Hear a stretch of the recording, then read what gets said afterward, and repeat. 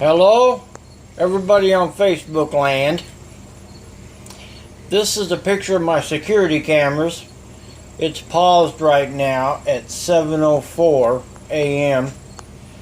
and 9 seconds. But I wanted to show you what the earthquake did this morning to my pool.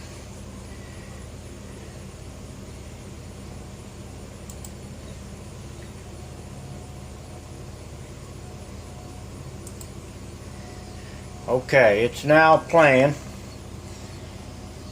And you notice the water is perfectly clear.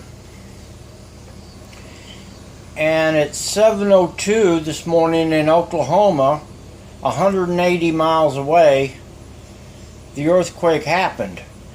Well,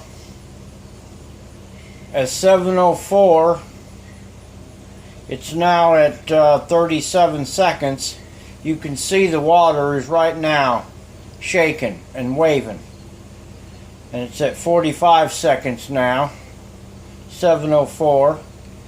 So we're talking 180 miles away in 2 minutes. Got here in 2 minutes. If anybody in Facebook land can tell me how many miles per hour that is, 180 miles in 2 minutes. Let me know that one. I know there's some smart people out there.